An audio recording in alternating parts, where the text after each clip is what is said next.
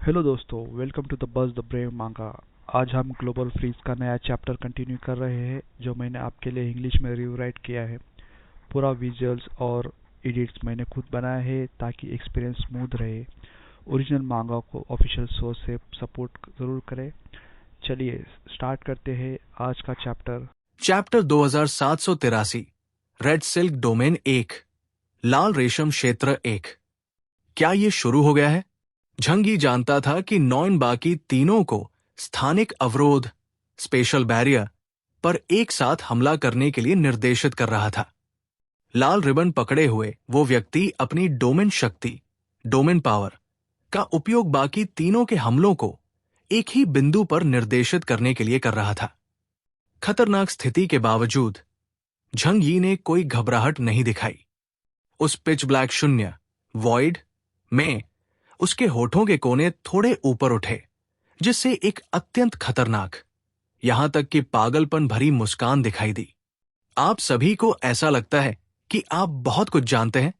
स्थान को अवरुद्ध करके और समय की गणना करके आपने मुझे एक बर्तन में बंद कछुए की तरह फंसा दिया है। मुझे खेद है, लेकिन मेरे इस बारे में आपकी समझ पर्याप्त से बहुत दूर है। गंभीर मारक क्षमता की कमी के phobia fire power deficiency phobia से पीड़ित एक अंतिम रोगी के रूप में मेरे तुरुप के पत्ते आपकी कल्पना से कहीं अधिक है। Red silk realm red silk realm के भीतर खून का समुद्र उमड़ पड़ा और गहरी लाल रोशनी ने आसमान को भर दिया। 3 ब्लैक स्तर के पावर हाउस ने एक त्रिकोणीय फॉर्मेशन बनाया जिसने विशाल काले घन ब्लैक क्यूब को कसकर घेर लिया। उनके हाव भाव शांत यहां तक कि उदासीन थे। जो लोग ताकत के इस स्तर पर पहुंच चुके हैं वे युद्ध में निरर्थक चीखने चिल्लाने को बहुत पहले ही छोड़ चुके हैं। उनके लिए मारना उतना ही स्वाभाविक है जितना सांस लेना। ये एक सटीक कला है, एक ऐसी गणना जिसमें किसी भी भावनात्मक उतार चढ़ाव की अनुमति नहीं होती। निर्देशांक सुधार पूरा, कोऑर्डिनेट करेक्शन कंप्लीट। नॉइन ने अपने हाथ में मौजूद लाल पर्दे को एक कंडक्टर की छड़ी की तरह खूबसूरती से लहराया और आसमान में फड़फड़ाते लाल रिबन मानो एक परिष्कृत सर्किट बोर्ड में बदल गए, जिसने उन चारों लोगों की ऊर्जा की आवृत्ति को एक ही बैंड पर समायोजित कर दिया। प्रवाह चैनल स्थापित हो गया है। सज्जनों, हम शुरू कर सकते हैं। टिटान कैरन ठंडक से दहाड़ा। उसकी आवाज बादलों में गूंजते हुए दबे हुए बादलों की गड़गड़ाहट जैसी थी।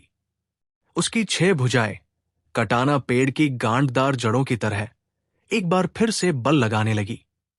उसकी प्रत्येक मांसपेशी ग्रेनाइट की तरह उभर आई, जो विस्फोटक शक्ति से भरपूर थी। इस बार उसने कुछ भी पीछे नहीं छोड़ा। उसके हाथ में मौजूद गॉड स्लेयर बो ईश्वरनाशक धनुष से एक करुण चीख निकली। धनुष पर पहले से धुंधले पड़ चुके पुराने तावीज टैलिस्मान्स अब चमक उठे, जिनसे एक गहरा लाल खून जैसा प्रकाश निकलने लगा। दूर शून्य में हजारों मीटर लंबे एक विशाल सर्प की भूतिया छवि दिखाई देने लगी। ये मॉर्टल पाइथन का आक्रोश था, जिसने अपना मुंह खोला और अपने आसपास की हर चीज को लालच से निगलने लगा। इसे उस मॉर्टल पाइथन की रीढ़ से बनाया गया था जिसे हमारे पूर्वजों ने तब मारा था जब अराजकता शुरू हुई थी। कैरन की आवाज अहंकार से भरी थी। इसके नुकीले दांतों ने अनन्य शक्तिशाली प्राणियों को कुचल दिया है। आज वे तुम्हारे कछुए के खोल को भेदने के लिए पर्याप्त से अधिक है। कोलैप्स। धनुष की डोरी छूटने की ध्वनि देवताओं का वध करने वाला गहरा लाल तीर धनुष से छूट गया। ये तीर अब गति का पीछा नहीं करता, बल्कि सतह को तोड़ने के लिए चरम मर्म भेदी शक्ति का पीछा करता है। तीर जहां से भी गुजरा वहां स्थान फटा नहीं, बल्कि एक कभी न ठीक होने वाले सर्पिल black hole spiral black hole में बदल गया। वो शुद्ध भौतिक नियमों का शिखर था, सभी नियमों पर विजय पाने वाले बल की चरम अभिव्यक्ति। उसी समय वैम्पायर अविरा ने अपने दोनों हाथ आपस में जोड़े। उसकी आंखों में एक डरावनी लाल रोशनी चमकी। Blood God great crimson lotus prison blood God great crimson lotus prison. वो कभी हिंसक रूप से उमड़ने वाला खून का समुद्र अचानक और अजीब तरह से शांत हो गया। इसके तुरंत बाद उस काले घन की सतह पर अनन्या आश्चर्यजनक रूप से सुंदर खूनलाल कमल के फूल चुपचाप खिलने लगे। प्रत्येक कमल की पंखुड़ी सबसे तेज स्केलपेल छुरी जैसी थी, जिसकी जड़ें स्थानिक अवरोध में गहराई से धंसी हुई थी। उच्च शक्ति वाले जैवमलो, बायो एसिड्स और श्रापों की शक्ति का उपयोग करके उन्होंने पागलों की तरह झंग यी की रक्षात्मक परत को संक्षारित और नरम कर दिया, ठीक वैसे ही जैसे प्लास्टिक पर केंद्रित सल्फ्यूरिक एसिड डाला जाता है, जिससे फुसफुसाता हुआ सफेद धुआं निकलता है। सबसे घातक प्रहार स्पाइडर डेमन गुजन नोजन से आया।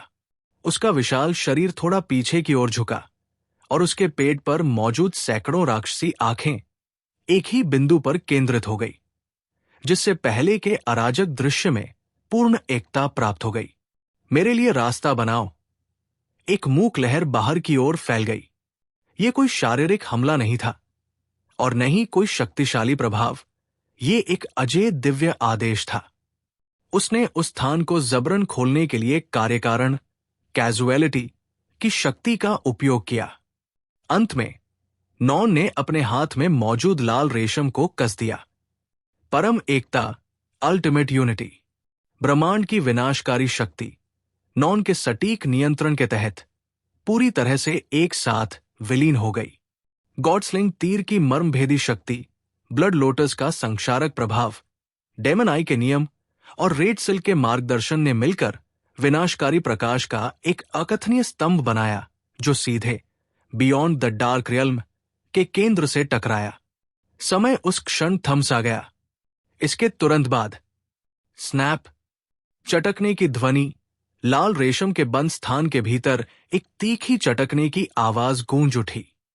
वो काला घन, जिसे सभी प्रकाश को रोकने में सक्षम एक पूर्ण रक्षा माना जाता था, आखिरकार टूट गया। हथौड़े से मारे गए टेम्पर्ड ग्लास की तरह प्रभाव का बिंदु केंद्र था और अनन्या मकड़ी के जाले जैसी दरारें तुरंत पूरी सतह पर फैल गई। काले टुकड़े छिलकर अलग होने लगे, जिससे भीतर का और भी गहरा शून्य दिखाई देने लगा। बूम! एक अंतिम गूंजती हुई दहाड़ के साथ बियॉन्ड द डार्क रियल्म बिखर गया। काले स्थानिक टुकड़े बिखर कर हर तरफ उड़ गए, जो काली बर्फ के टुकड़ों की तरह गिर रहे थे, जिससे अंदर का दृश्य सामने आ गया। हम सफल रहे। कैरन की आंखों में खून की प्यास की चमक चमकी और उसके हाथ में मौजूद बड़ा धनुष लगातार कांप रहा था। एक बार स्थानिक अवरोध टूट जाने के बाद वो अत्यंत कमजोर हो जाएगा, ठीक उसी केकड़े की तरह जिसने अपनी त्वचा छोड़ी हो, पूरी तरह से आपकी दया पर निर्भर। ये मत भूलो कि हमने क्या कहा था।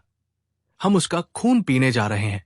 इस स्तर के पावरहाउस का खून निश्चित रूप से अविश्वसनीय रूप से स्वादिष्ट होना चाहिए। अविरा ने अपने होंठ चाटे। उसकी आकृति एक खूनी साए में बदल गई जब वो जीत के फलों का स्वाद चखने के लिए उत्सुकता से आगे बढ़ी। वैम्पायर खून पीकर अधिक मजबूत हो सकते हैं।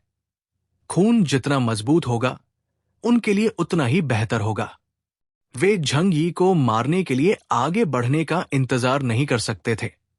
हालांकि जब धुआं छंटा और स्थान के टुकड़े शांत हुए, उन लोगों के चेहरों पर हाव भाव जम गए, जैसे किसी फिल्म के दृश्य को रोक दिया गया हो, क्योंकि हमारे सामने वाले स्थान में कुछ भी नहीं था। वो पूरी तरह से खाली था। जहां झंग यी की आकृति होनी चाहिए थी, वहां धीरे धीरे ठीक होने वाली एक वॉइड दरार के अलावा कुछ नहीं था। वहां न कोई लाश थी, न कोई खून के धब्बे, न कोई कटे हुए अंग और न ही जीवन का कोई निशान। वहां केवल एक उजाड़ शून्य था, मानो वहां कभी कोई रहा ही न हो। वे कहा है? कैरन अविश्वास में दहाड़ा। उसकी 6 भुजाएं गुस्से में फड़फड़ा रही थी। गॉडस्लिंग तीर ने उसकी जीवन ऊर्जा को लॉक किया था। भले ही वो राख में बदल जाता, फिर भी ये उसे लगता। वो हवा में कैसे गायब हो सकता है? 9 वो कहा है? अविरा ने उस लंबे पतले आदमी की ओर मुड़कर गुस्से में चीख मारी। उसका कभी आकर्षक दिखने वाला चेहरा अब उसकी अधूरी इच्छा की निराशा से विकृत हो चुका था। ये तुम्हारा क्षेत्र है, यहां की एक मक्खी भी तुम्हारी निगरानी में है, वो संभवतः कैसे बच सकता है? नॉन का चेहरा ऐसा लग रहा था मानो वो मर चुका हो। वो ध्यान से उस खाली क्षेत्र को घूर रहा था। उसके माथे पर ठंडे पसीने की बूंदें उभर आई थी। चैप्टर 2784, रेड सिल्क डोमेन 2, लाल रेशम क्षेत्र 2। नॉन के हाथ में मौजूद लाल रेशम अभी भी थोड़ा कांप रहा था, लेकिन वो अब कुछ भी महसूस नहीं कर पा रहा था। चला गया, सचमुच चला गया। नॉइन अपने आप से बुदबुदाया। उसकी आंखें सदमे और उलझन से भरी थी। एक अंतरिक्ष प्रणाली, स्पेस सिस्टम के विशेषज्ञ के रूप में वो इसके अर्थ को किसी और से बेहतर समझता था। इस क्रिम्सन सिल्क रियल्म के भीतर सभी स्थानिक नोड्स, स्पेशल नोड्स को मेरे द्वारा बंद कर दिया गया था। ऐसा लग रहा है जैसे उसे इस आयाम की सूची से ही हटा दिया गया है। ये असंभव है। स्थानिक सत्ताओं के बीच की लड़ाई में मुख्य बात गति, मोमेंटम होती है, जो कोई भी स्थिति पर नियंत्रण हासिल कर लेता है और प्रतिद्वंद्वी को अपने स्थानिक नियमों के भीतर रहने के लिए मजबूर करता है। उसका पलड़ा भारी होता है। वो मेरे डोमेन के भीतर है, मेरे नियमों से दबा हुआ है। वो चुपचाप कैसे बच सकता है? जब तक कि उसने किसी ऐसे उच्च आयाम में प्रवेश न किया हो जिसे मैं नहीं समझता। चारों ब्लैक नाइट्स ने एक दूसरे की ओर देखा। उनके पैरों के तलवों से लेकर सिर की चोटी तक एक अजीब सी सिहरन दौड़ गई। सबसे बड़ा डर न जानना है। वे इस बात से नहीं डरते थे कि झंगी घेराबंदी तोड़ दे या तीर लगने के बाद घायल होकर भाग जाए, लेकिन इस तरह का हवा में गायब हो जाना एक भूत की तरह पूरी तरह से उनकी समझ से परे है। अरे, पीठ से पीठ सटा लो। अगर वो आदमी यहां से नहीं गया है तो वो निश्चित रूप से किसी अज्ञात स्थानिक नोड पर अचानक हमला करने की तैयारी कर रहा होगा। गुजन की आंखें पागलों की तरह चारों ओर दौड़ रही थी। उसने चेतावनी भरी दहाड़ मारी। नियमों के क्षेत्र में एक शक्तिशाली व्यक्ति होने के नाते उसका अंतर्ज्ञान, इंट्यूशन बेहद तेज था और उसने संकट के एक अभूतपूर्व एहसास को करीब आते महसूस किया। हालांकि बहुत देर हो चुकी थी। आश्चर्य और अनिश्चितता के उस क्षण में स्पाइडर डेमन गुजन के विशाल शरीर से 1 मीटर से भी कम ऊपर, कभी शांत दिखने वाले शून्य में अचानक ऐसा महसूस हुआ जैसे किसी कागज की पतली शीट को उंगली से धीरे से छेद दिया गया हो। स्थानिक उतार चढ़ाव, स्पेशल फ्लक्चुएशंस की कोई प्रस्तावना नहीं थी और ऊर्जा जुटने का कोई संकेत नहीं था। वो छेद इतनी अचानक और इतनी सहजता से दिखाई दिया। इसके तुरंत बाद उस छेद से एक काली आकृति बाहर निकली। झंगी, उसने गॉडस्लेयर बैटल आर्मोर पहन रखा था और उसके हाथ में मौजूद जादुई तलवार डिवाइन रिफाइनमेंट से एक सिहरन पैदा करने वाली डरावनी रोशनी निकल रही थी। उसकी आंखें ठंडी और उदासीन थी, जैसे नर्क के किसी न्यायाधीश की हों। उसने टेलीपोर्ट नहीं किया और न ही वो अदृश्य हुआ। उसने वास्तविक दुनिया और दूसरे आयाम के बीच की दरार, गैप में खुद को थोड़ी देर के लिए छिपाने के लिए डायमेंशनल गेट, आयामी द्वार के एक उन्नत अनुप्रयोग का उपयोग किया था। शून्य में छिपना, हाइडिंग इन दी वॉइड, एक बहुत ही सरल फिर भी अत्यंत उपयोगी कौशल। झंग यी ने बहुत समय से इस चाल का उपयोग नहीं किया था, क्योंकि जब से अनगिनत नस्लें पुनर्जीवित हुई हैं, तब से आज तक उसका सामना किसी ऐसे असली प्रतिद्वंद्वी से नहीं हुआ था जो उसे हताश स्थिति में धकेल सके। इसलिए किसी और को नहीं पता था कि झंग यी के पास इतनी सरल और सीधी चाल भी है। हालांकि किसी के पास शक्तिशाली हमले या चकाचौंध करने वाले नियम होना ही जरूरी नहीं है। सही समय पर कुछ साधारण से दिखने वाले छोटे कौशल अक्सर चमत्कार कर सकते हैं। उस संकीर्ण स्थान में वो न तो वास्तविकता का हिस्सा था और न ही दूसरी दुनिया का। वो एक भूत था जिसका कोई अस्तित्व ही नहीं था। इसलिए नॉन का डोमेन उसे महसूस नहीं कर सका, कैरेन के तीर उसे लॉक नहीं कर सके और अविरा का खून का समुद्र उसे संक्षारित नहीं कर सका। इस चाल का एकमात्र जोखिम यह है कि वर्तमान समय के साथ थोड़ा अंतर आ जाता है, जिससे चेतना और शरीर के बीच अलगाव की भावना पैदा होती है।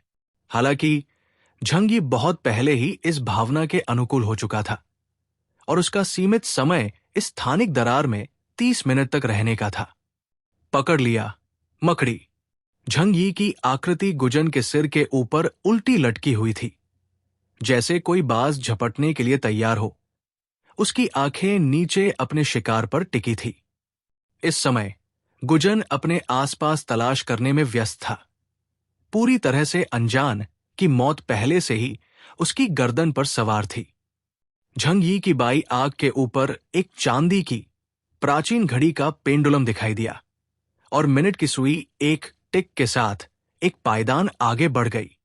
उस पल ऐसा लगा जैसे पूरे ब्रह्मांड की घड़ियां रुक गई हों। दिव्य कौशल, a moment in the sky, a moment in the sky. बस दुनिया ने एक पल में अपना सारा रंग खो दिया और परम काले और सफेद में बदल गई। उमड़ता हुआ खून का समुद्र हवा में जम गया और खून की एक एक बूंद साफ दिखाई दे रही थी। नॉइन का फड़फड़ाता हुआ लाल रेशम एक मूर्ति की तरह जम गया, जिसमें हवा से उड़ने वाली परतें वैसी ही बनी रही। कैरेन के चेहरे पर गुस्से का भाव जम गया था और उसके खुले मुंह से उसकी कॉ यूव्यूला भी कांपती हुई देखी जा सकती थी। समय उस क्षण ठहर गया। इस थमी हुई दुनिया में जहां केवल झंग ही हिल सकता था, वो काले रंग की बिजली की तरह आसमान से नीचे उतरा। उसका लक्ष्य बहुत स्पष्ट था, न तो गुजन के अंतड़िया और न ही उसका सिर, क्योंकि ये परम प्राचीन प्रजातियां विशेष रूप से विशाल शरीरों वाली अक्सर अत्यंत मजबूत जीवन शक्ति रखती है और उनके पास कई जीवन कोर लाइफ कोर्स भी हो सकते हैं। अजूर स्काइन एंड इंस्टेंट कौशल का उपयोग करने का मौका केवल एक बार मिलता है और एक बार उपयोग करने के बाद थोड़े समय के लिए इसका दोबारा उपयोग नहीं किया जा सकता है। झंगी जोखिम उठाने का आदी नहीं था, इसलिए उसका लक्ष्य है स्पाइडर डेमन गुजन की आंखें।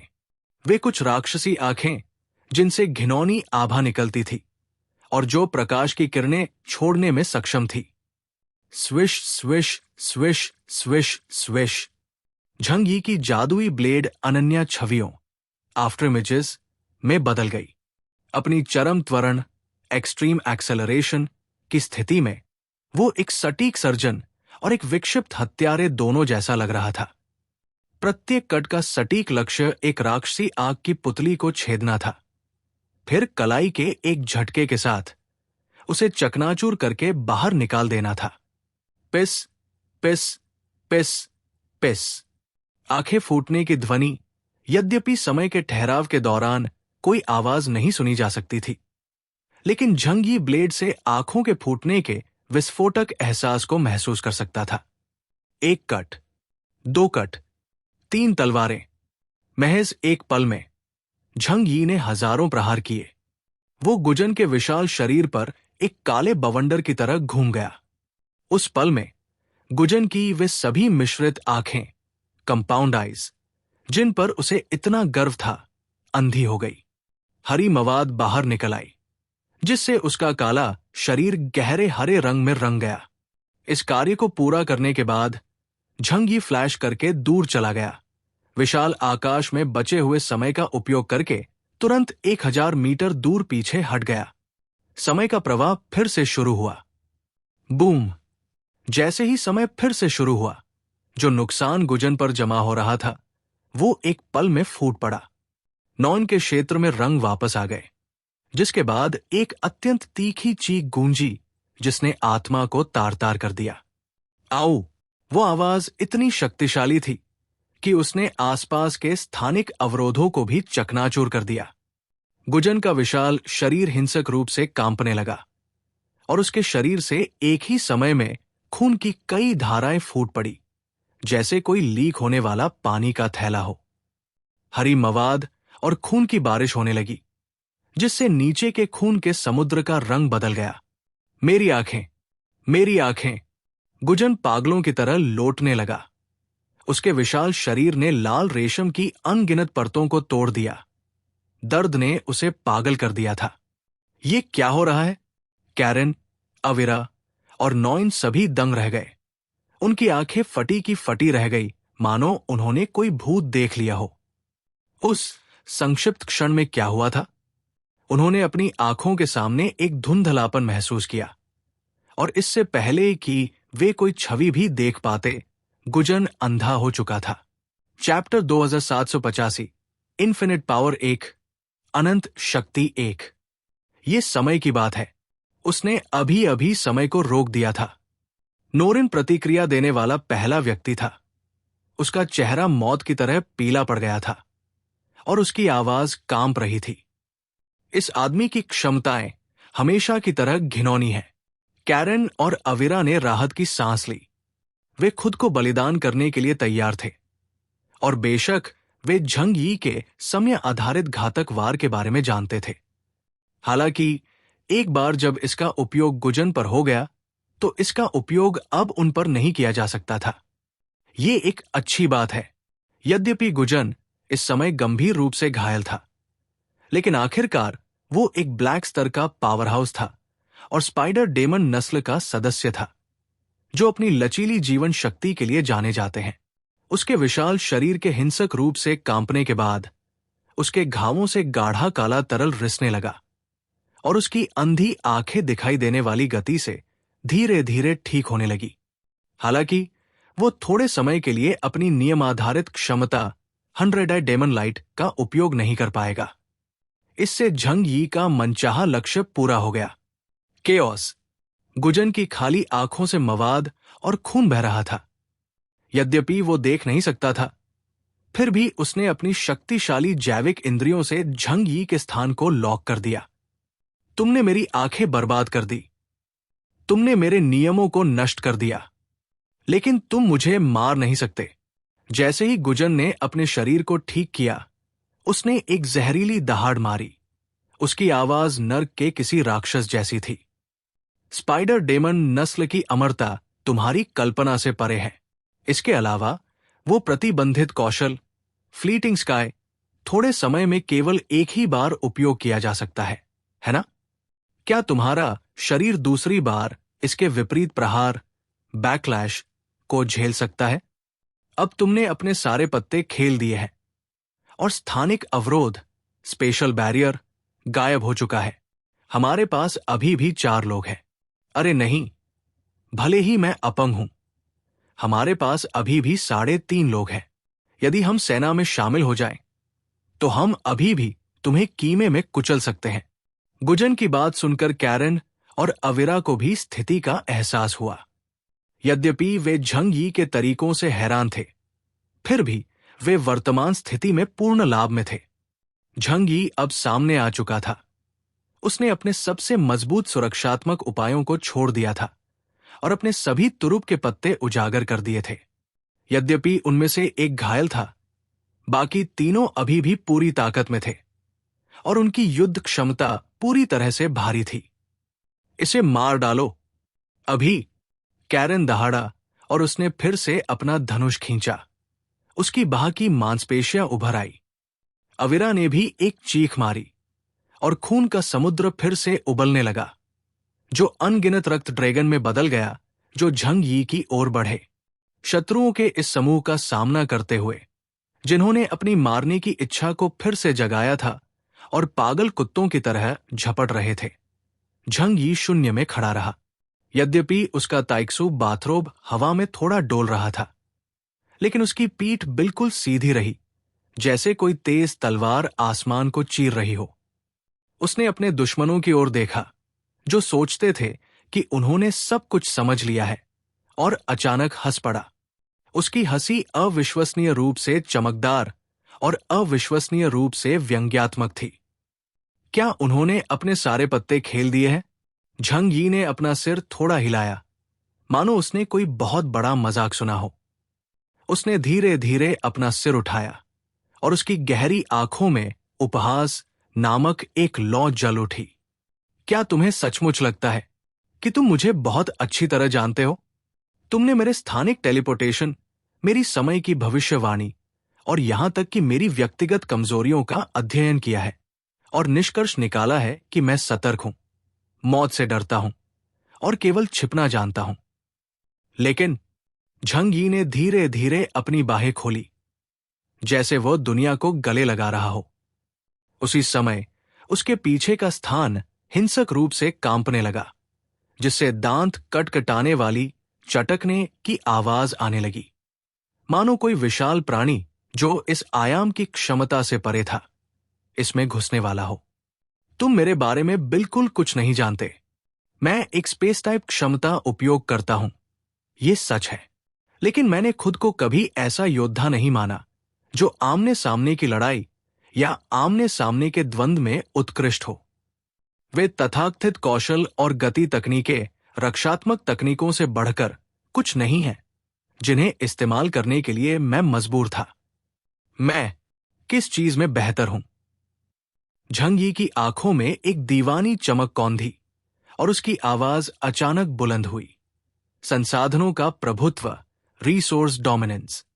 Rumble, rumble, rumble. जैसे ही झंग यी ने बोलना समाप्त किया, उसके पीछे की स्थानिक दरार अचानक फट गई, जो 1 किलोमीटर से अधिक व्यास वाले कई विशाल आयामी पोर्टलों, डायमेंशनल पोर्टल्स, में बदल गई। उस पल पूरा लाल रेशम स्थान कांप उठा, मानो वो इस शक्ति के आगमन को सहन नहीं कर पा रहा हो। एक उन्नत तकनीकी सभ्यता के स्टील की आभा ने तुरंत आदिम और बर्बरता से भरे इस क्षेत्र को मिटा दिया। अपनी आंखें चौड़ी करो और खुद साफ साफ देखो, ये वो युद्ध शैली है जिसमें मैं वास्तव में माहिर हूं। सबसे पहले एक सुपर युद्धपोत बाहर निकला, जो चिकनी सुव्यवस्थित रेखाओं के साथ पूरी तरह से काला था और एंटीमैटर कोटिंग से ढका हुआ था। ड्रीम विवर। हजारों मीटर तक फैला हुआ ये पोत गहरे समुद्र की एक विशाल व्हेल जैसा दिखता है, जो एक मूक प्रभावशाली उपस्थिति के साथ शून्य से धीरे धीरे बाहर निकल रहा है। अगले 2 छोटे लेकिन उतने ही दुर्जय फ्रिगेट्स थे होम और स्पेस।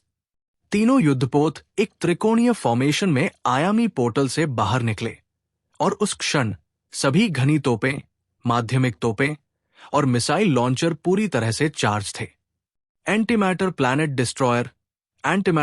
डिस्ट्रॉयर से एक निराशाजनक घातक नीली रोशनी निकली। ये क्या बकवास है? वे कहां से आए? कैरिन के हाथ से गॉडस्लिंग धनुष लगभग छूट ही गया था। ड्रीमर की शक्ति को प्रत्यक्ष देखने के बाद वे जानते थे कि इसकी एंटीमैटर तोप कितनी क्रूर थी। यहां तक कि एक ब्लैक स्तर का पावरहाउस भी एंटीमैटर प्लैनेट डिस्ट्रॉयर तोप का सीधा प्रहार कभी नहीं झेलना चाहेगा। क्या बात है, उनमें से 3 एक ही समय में दिखाई दिए, इससे पहले कि वे अपने सदमे से उबर पाते। बस काले रंग के बैटल स्कर्ट पहने, विशाल तलवारें और हाथ की तोपें थामे और मैकेनिकल पंख लगाए तेरा सुंदर आकृतियां युद्धपोत से बाहर उड़ी। ARMED बैटल MIDNS सशस्त्र युद्ध कन्याएं सभी सक्रिय हो गई। वे मार्टियन मंगल ग्रह सभ्यता की हत्या करने वाली मशीनें हैं, जो भावनाओं से रहित हैं, केवल मारने के आदेश से संचालित होती है और ये लड़ाइयों के माध्यम से खुद को लगातार विकसित और बेहतर बनाएगी। उनके ठीक पीछे 200 से अधिक सैंडस्वीपर अल्टीमेट कॉम्बैट रोबोट्स थे, जो मधुमक्खियों के झुंड की तरह बाहर निकल आए। उनमें से प्रत्येक को लू केरन द्वारा संशोधित किया गया था और उच्च स्तरीय महामानवों को निशाना बनाने वाले विशेष हथियारों से लैस किया गया था, जिन्होंने आसमान को घनी तरह से ढक लिया था। लेकिन ये सब कुछ नहीं है। अंतिम अंक। झंग यी ने हल्के से अपनी उंगली चटकाई। उसकी आंखें एक खिलौना दिखाने वाले बच्चे के गर्व से भरी थी। बूम! एक विशाल धातु का किला, जो एक क्षुद्र ग्रह एस्टेरॉयड जैसा दिखता था, सबसे बड़े आयामी पोर्टल से धीरे धीरे उभरा। वह स्काईजी फोर्ट्रेस, तियानहाई किला का मुख्य भाग है, एक मोबाइल युद्ध किला, दांतों तक सशस्त्र एक हवाई शहर। इसके आगमन ने सीधे पूरे रेड सिल्क स्पेस के आसमान को अवरुद्ध कर दिया। एक ऐसी छाया डाली जिसने चारों ब्लैक नाइट्स को पूरी तरह से घेर लिया। किले के तल पर एक ही शॉट में एक द्वीप को डुबोने के लिए पर्याप्त शक्तिशाली स्काई तोप धीरे धीरे अपना कोण समायोजित कर रही थी। गहरे लाल रंग के ऊर्जा क्षेत्र से सूर्य से भी अधिक चकाचौंध करने वाली रोशनी निकली। अपने सामने इस भयानक बेड़े फ्लीट को देखते हुए, जो एक अंतरतारकीय युद्ध इंटरस्टेलर वॉर शुरू करने के लिए पर्याप्त शक्तिशाली था, वे चारों प्राचीन पावर हाउस जो अभी अभी झंगी को कुचलने का दावा कर रहे थे, अब पूरी तरह से स्तब्ध रह गए थे। चैप्टर 2786, इन्फिनिट पावर 2, अनंत शक्ति 2। वे पत्थरों की कुल्हाड़ियां और भाले चलाने वाले आदिम लोगों की तरह थे, जिनका सामना अचानक पूरी तरह से हथियारों से लैस एक विमान वाहक पोत बेड़े एयरक्राफ्ट कैरियर फ्लीट से हो गया हो। उस तरह की निराशा आयामी स्तर डायमेंशनल लेवल पर एक करारी हार है। सभ्यता के स्तर पर एक आयामी न्यूनता हमला डायमेंशनल रिडक्शन अटैक है। झंगी तियानहाई किले स्काईजी फोर्ट्रेस के शीर्ष पर टेलीपोर्ट हुआ और अपने ऊपर मौजूद उन 4 छोटी आकृतियों को नीचे की ओर देखने लगा। उसके बैटल सूट का निचला हिस्सा तेज हवा में फड़फड़ा रहा था और उसकी आवाज पूरे स्थान में गूंज उठी। शायद इसलिए क्योंकि इन वर्षों में मुझे अन्य लोगों के साथ आमने सामने की लड़ाई के लिए मजबूर होना पड़ा है, जिससे आपने मेरे बारे में एक गलत धारणा विकसित कर ली है। आपको लगा कि मैं केवल थोड़ा अधिक मजबूत एलियन हूं, लेकिन मुझे खेद है। झंगी ने हल्के से अपना हाथ लहराया और उसके पीछे मौजूद अनहित तोपों ने एक साथ लक्ष्य पर निशाना साध लिया। यह मेरी सबसे मजबूत और सबसे शक्तिशाली अंतिम युद्ध शैली है। मारक क्षमता की व्यापकता, फायर पावर कवरेज ही न्याय है। अपने दिल में अत्यधिक सावधानी की उस भावना के कारण, उस गहरी बैठी असुरक्षा के कारण, झंगी हमेशा अपने लिए एक बैकअप योजना रखता है। यदि उन्हें यकीन नहीं है कि वे अगले साल जीवित रहने के लिए पर्याप्त आपूर्ति पा सकते हैं या नहीं, तो वे निश्चित रूप से कम 5 या 10 साल पहले से ही आपूर्ति का स्टॉक जमा कर लेंगे। यही बात युद्ध पर भी लागू होती है। वो कभी भी केवल एक चाकू तैयार नहीं रखेगा। जब दुश्मन सोचता है कि वे उसके चाकू को तोड़कर जीत सकते हैं, तो वो चुपके से एक पूरा शस्त्रागार आर्मोरी बाहर निकाल लेगा। अब मेरी बारी है। Red silk realm, crimson silk realm के विचित्र आयाम में, जो खून और मुड़े हुए नियमों से भरा था, हवा अचानक शीशे के एक ठोस टुकड़े की तरह जम गई, इतनी भारी कि सांस लेना असंभव था। जैसे ही झंगी के पीछे के कई आयामी द्वार, जिनमें से प्रत्येक का व्यास 1 मीटर से अधिक था, एक कान फोड़ने वाली दहाड़ के साथ खुल गए। दूसरे आयाम, दूसरी सभ्यता के तकनीकी शिखर का प्रतिनिधित्व करने वाला स्टील का एक बवंडर भारी दमनकारी भावना के साथ नीचे उतरा और शायद औद्योगिक सभ्यता के लिए अद्वितीय ठंडक और अहंकार के साथ भी। तियानहाई किले का विशाल धातु का आधार इस स्थान के ऊपर के डरावने लाल आकाश को ढक रहा था। यह स्थिर या हवा में लटका हुआ नहीं है, बल्कि कम आवृत्ति वाली भन भनाहट हुमिंग साउंड के साथ धीरे धीरे घूमता है। प्रत्येक घूर्णन रोटेशन के साथ तल पर मौजूद गुरुत्वाकर्षण जनरेटर, ग्रेविटी जनरेटर आसपास के स्थान को बाधित करता है, पहाड़ों जैसी भारी छाया डालता है, जो हर किसी के दिल पर भारी और अजेय रूप से दबाव डालती है। एक ऐसा वजन जो आत्मा को भी कुचल देता है। 3 सुपर युद्धपोत, ड्रीमर, होम और स्पेस, किले के चारों ओर एक त्रिकोणीय फॉर्मेशन में तैर रहे थे। जहाज की सतह पर मौजूद जेट ब्लैक प्रकाशव शोषक कोटिंग, लाइट एब्जॉर्बिंग कोटिंग ने आसपास के सभी लाल प्रकाश को निगल लिया। केवल जहाज के किनारों पर मुख्य तोपों के मुहानों से एक धुंधली ठंडी नीली चमक निकल रही थी। वो रोशनी चकाचौंध करने वाली नहीं थी, लेकिन इसमें सितारों को नष्ट करने की भयानक शक्ति थी। इंजन की धीमी गुर्राहट ने एक स्थानिक अनुनाद, स्पेशल रेजोनेंस पैदा किया, मानो स्टील के पिंजरों में कैद अनगिनत विशाल जानवर गुस्से में दहाड़ रहे हों, खून और विनाश के लिए तरस रहे हों। पदार्थ को नष्ट करने वाली प्लैनेट डिस्ट्रॉयर तो बहुत पहले से गर्म, प्रीहीटेड हो चुकी थी और किसी भी क्षण एक आश्चर्यजनक हमला करने के लिए तैयार थी।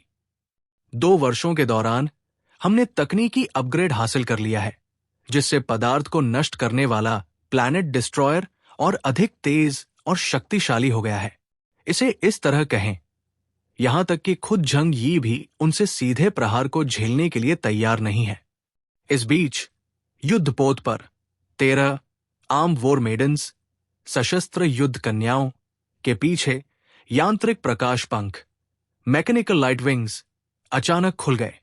उच्च ऊर्जा कण धाराओं, हाई एनर्जी पार्टिकल स्ट्रीम्स से बने इन पंखों ने एक हल्के फड़फड़ाहट के साथ हवा को चीर दिया।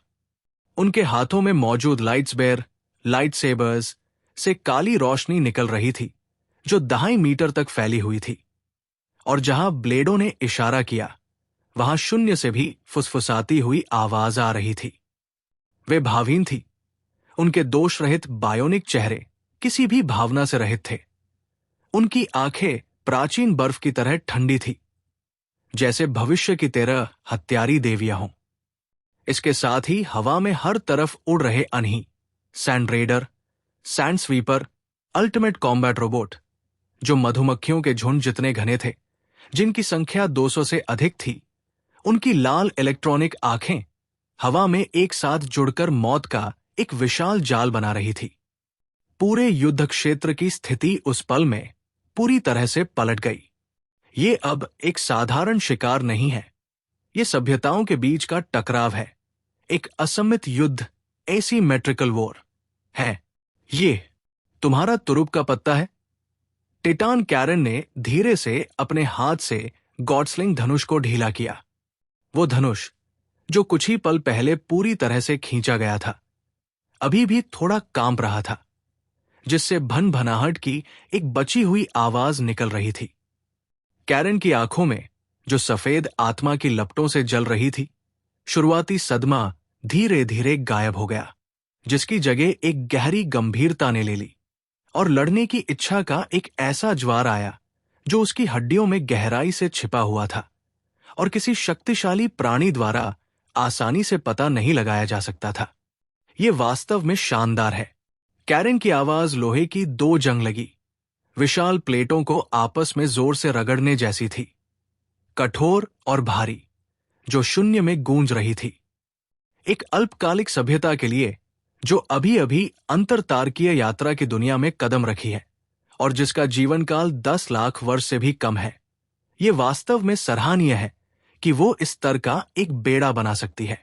इस स्तर की औद्योगिक विनिर्माण क्षमता, इंडस्ट्रियल मैन्युफैक्चरिंग कैपेबिलिटी, निश्चित रूप से उच्च मध्यम स्तर की मानी जाएगी, यहां तक कि हमारे टाइटन कबीले के सुनहरे दिनों के दौरान भी।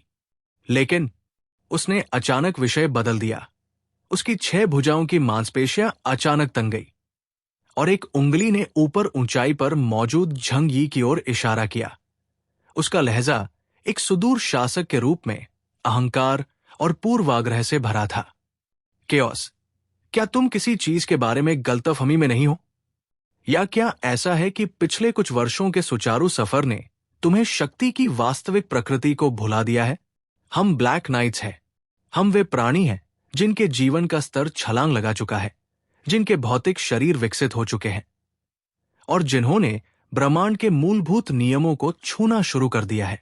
कबार के ये टुकड़े, पीसेस ऑफ स्क्रैप मेटल, चाहे जितने भी हों, आत्माहीन निर्जीव वस्तुओं के अलावा और कुछ नहीं है।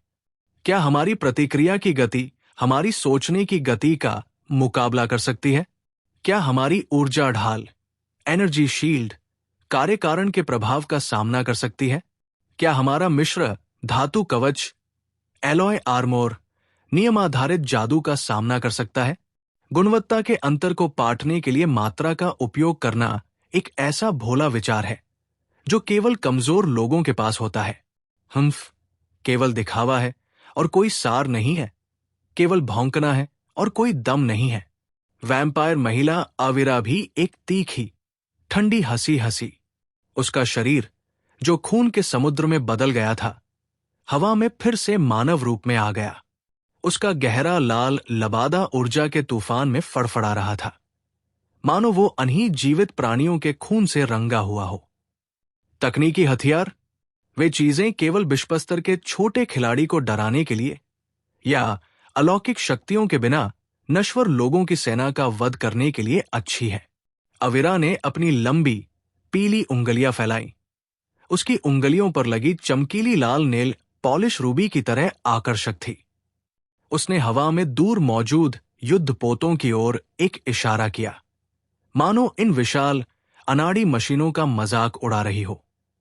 मेरा खून सब कुछ संक्षारित, कोरोड कर सकता है, यहां तक कि खुद ऊर्जा को भी, चाहे वो कोई विशेष मिश्र धातु हो या फेस शील्ड।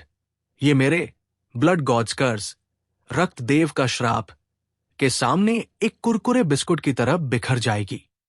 क्या तुम ये सारा कबाड़ इसलिए इकट्ठा कर रहे हो ताकि मुझे और अधिक उबाऊ विघटन वाले खिलौने, डिससेंबली टॉयज दे सको? वे हाईटेक हथियारों से नहीं डरते थे। यहां तक कि सबसे शक्तिशाली ऊर्जा तोप भी निरर्थक है यदि वह अपने लक्ष्य पर वार न कर सके। ब्लैक नाइट्स के रूप में हम इतनी आसानी से निशाने पर कैसे आ सकते हैं? अगर आप मांगा स्टोरीज एंजॉय करते हैं तो वीडियो को लाइक करें और बस द ब्रेव मांगा को सब्सक्राइब करना मत भूलिए। मिलते हैं नेक्स्ट चैप्टर में। Thank you.